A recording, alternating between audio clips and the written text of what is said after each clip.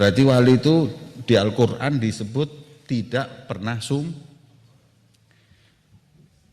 bukan wali itu nggak pernah sumpek, malah wali itu harus sumpek. Nggak bingung kan?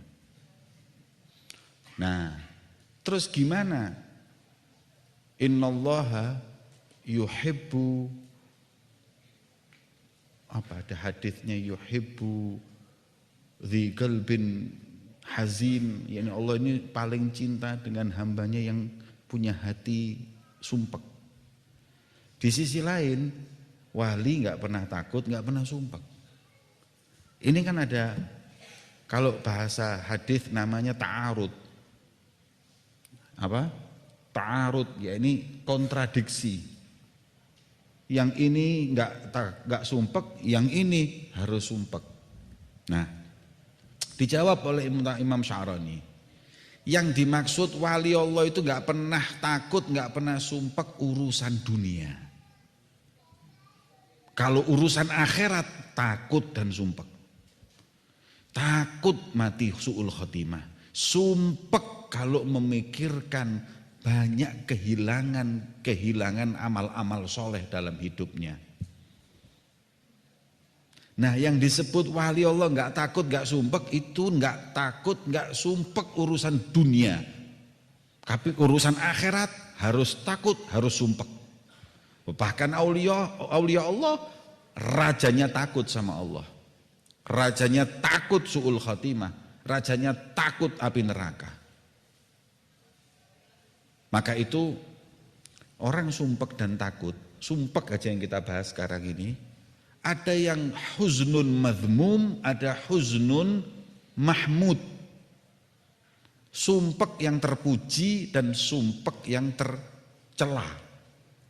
Sumpek yang tercela adalah sumpek ngurusi rezeki. Besok makan apa ya?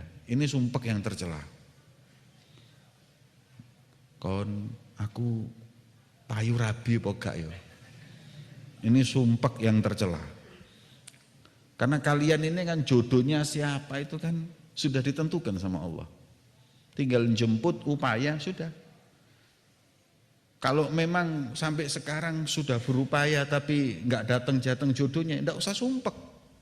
Karena memang Allah belum menentukan jodohnya. Kalau sumpek mikir itu, Beb, kalau sumpek mikir jodoh kak, mboten dugi niki Beb, nggak datang ini gimana? Nah, nggak perlu. Berarti Anda ini pasti duduk wali, sumpah, pasti. Ya. Kalau wali nggak mungkin sumpek ngurusi rezeki, urusan dunia itu nggak mungkin. Sumpeknya alama farrotu alaihi min fawatis thawab wal amal saleh. Ya Allah, berapa waktu yang saya buang sia-sia dalam kehidupan saya untuk hal yang nggak manfaat, padahal saya bisa ibadah, saya itu sumpeknya aulia. Nggak pernah sumpek urusan dunia. Kehilangan buat mereka proyek nggak masalah, nggak sumpek. Kehilangan rezeki nggak sumpek, kehilangan amal soleh sumpek. Itu yang disebut di sini ham atau huzun madhmum. Nah, aulia Allah Subhanahu wa taala disebut di sini daripada syaratnya orang kalau mau ketemu Nabi Khidir. Wa min syarti man yajtami'u bil Khidir alaihi salam minal auliya an la yadakhir kutaghat faman khaba'a kutaghat lam yajtami' bihi walau kana ala ibadati thaqalain. Kita ini Ahlussunnah wal Jamaah meyakini bahwa Nabi Khidir itu ada. Sampai detik ini. Hanya orang-orang yang terpilih saja yang bisa berjumpa dengan beliau. Walaupun nanti ulama memberikan beberapa ciri-cirinya Nabi Khidir itu kalau salaman itu tangannya halus kayak kapas. Ya. Dan wajahnya nggak tentu, kadang wajah beliau, kadang wajahnya seperti orang lain. Ya. Makanya para aulia wassalihin mereka dapat kesempatan untuk berjumpa dengan Nabi Khidir ya godotan, langsung. Lah syaratnya orang kalau mau ketemu Nabi Khidir langsung, orangnya nggak pernah menyimpan rezeki atau uangnya untuk besok, apalagi bulan depan, apalagi tahun depan. Ini kalau ngurusin dunia ketemu Habib Khidir, iya, duduk Nabi Khidir. Kalau Nabi Khidir nggak mungkin ketemu kecuali pilihan. Ya. Sing enak itu sing nunut. Nabi Khidir nemui wali sampean pas nangome wali Allah iku lumayan. Karena Habib Umar bin Abdurrahman Al-Attas, Nabi Khidir itu kalau doa mustajab. Yang wali aja mustajab apalagi Nabi. Makanya orang-orang dulu itu kepingin ketemu Nabi Khidir minta doa. Orang kalau sudah ketemu Nabi Khidir minta doa, minta rezeki, minta apa mbah. Makanya kon sing gak payu rabi njolok donga Nabi Khidir. Menir rabi kon langsung. Iya. Minta sama Allah melalui mereka, itu tawasul bil ahya. Karena Habib Umar bin Abdurrahman Al-Attas ini lagi duduk ini dipijeti sama muridnya Syekh Ali bin Abdullah Baros, Syekh Ali Baros, muridnya yang setia dan cinta kepada beliau dan alim. Loh, Syekh Ali Baros itu alim hadirin. Loh, kalau tidak salah punya syarah Al-Hikam Al-Athaiyah Ibn As-Sakandari. Ibni Athaillah As-Sakandari. Al-Hikam itu disyarahkan oleh ulama besar-besar. Karena kalimatnya ini penuh dengan makna yang terlalu dalam. Nggih. Makanya orang baca Al-Hikam itu pasti dengan syarahnya karena kadang-kadang tidak paham. Lah, khodamnya Habib Umar bin Abdurrahman Al-Attas Syekh Ali Baros itu punya kitab nyarahkan Al-Hikam. Li Ibni Athaillah Sakandari. Berarti kan alim itu. Makanya orang kalau kepingin ngawulo ke kiai, ke habaib, duduk terus longop-longopan ngono rek, ya belajar ngaji sing genah. Belajar taklim sambil khidmah. Ya. Seperti jadi dan juga bisa kita ambil hikmah, orang sealim beliau aja khidmah ke ulama. Nah, ini suatu hari Habib Umar lagi duduk. Syekh Ali Baros lagi mijeti.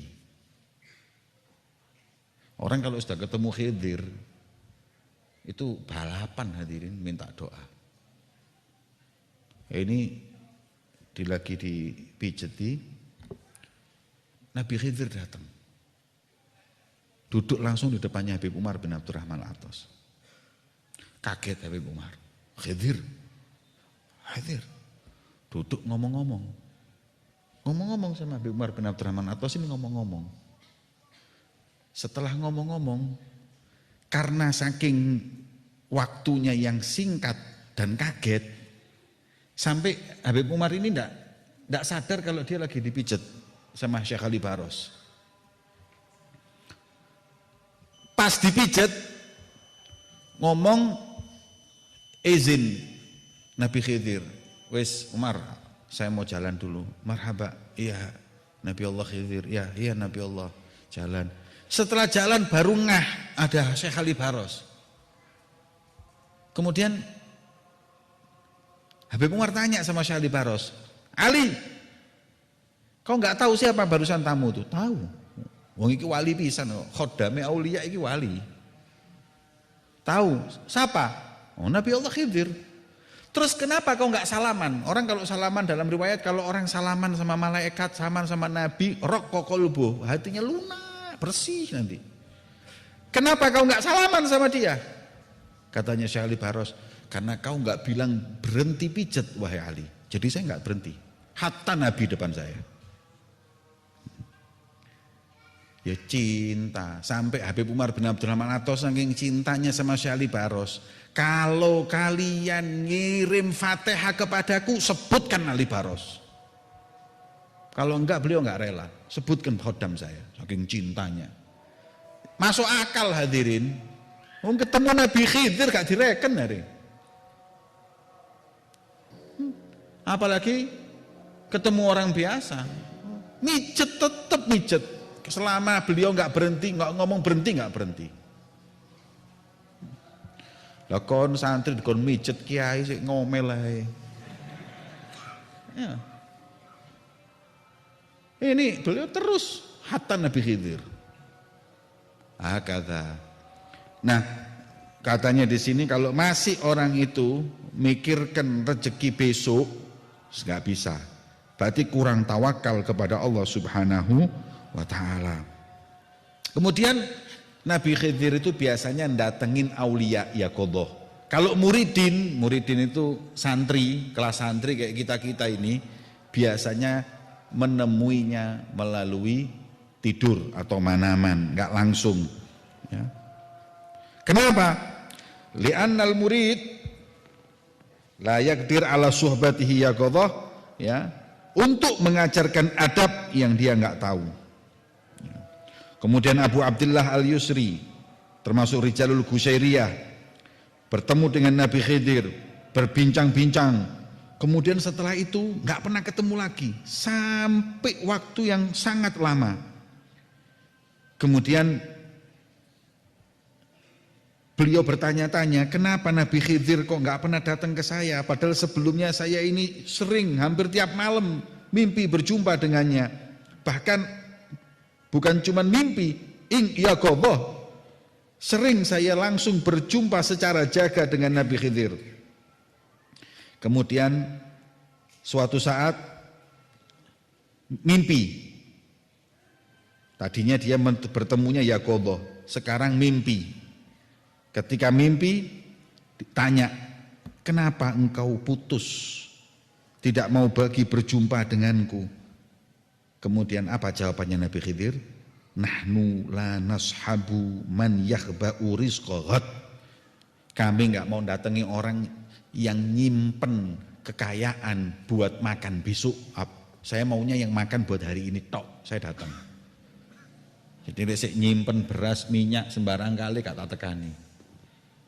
Nih, dari toko-toko meracang itu gak kira tekani Nabi Khidir. Nih. Dan kau pernah berkata kepada istrimu, ya. Dan kau pernah berkata kepada istrimu, apa? Wa anta qad qulta li zaujatik fil waqtil fulani, di suatu hari ambil ini uang, kemudian taruh di raf, apa? Selorokan, dan besok ambil untuk beli beras. Bukan hari ini beli buat hari ini, tapi buat besok. Gara-gara itu Nabi Khidir nggak mau datang. Ya, betul itu yang terjadi. Kemudian setelah itu fatubtu ilallah, saya tobat, nggak mau lagi menyimpan. Kemudian ceritanya Uwais Al-Qarani juga seperti itu. Beliau mengatakan Allah tidak akan menerima dari hambanya amalan orang yang masih mikirkan apa yang saya makan besok. Sesungguhnya orang yang mikir perkara rizkinya besok adalah orang yang gak percaya dengan Allah. Nuduh kalau Allah itu pelit, nuduh kalau Allah itu meleset memberi rizki.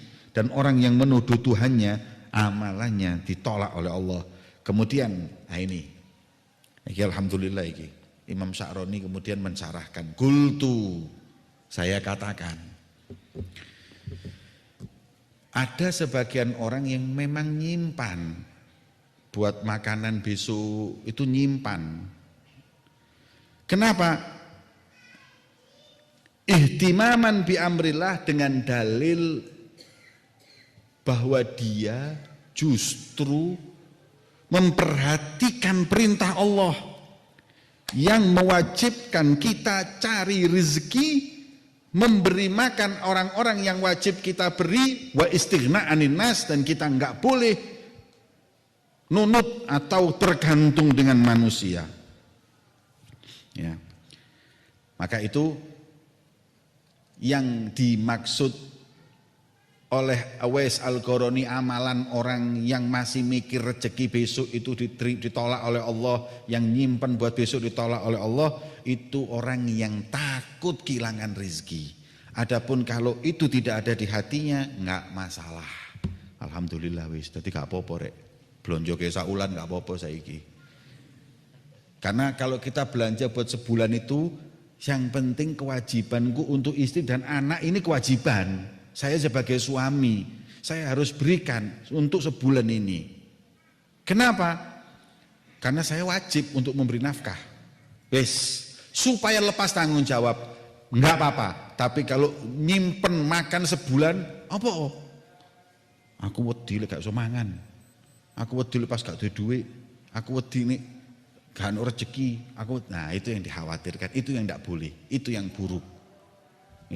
Mugi-mugi kita semuanya termasuk orang-orang yang tidak ada dalam hati kita ittiham, menuduh Allah enggak memberi rizki atau enggak percaya kalau Allah sang pemberi rizki. Wallahu a'lam bi shawab. Sirril Fatihah.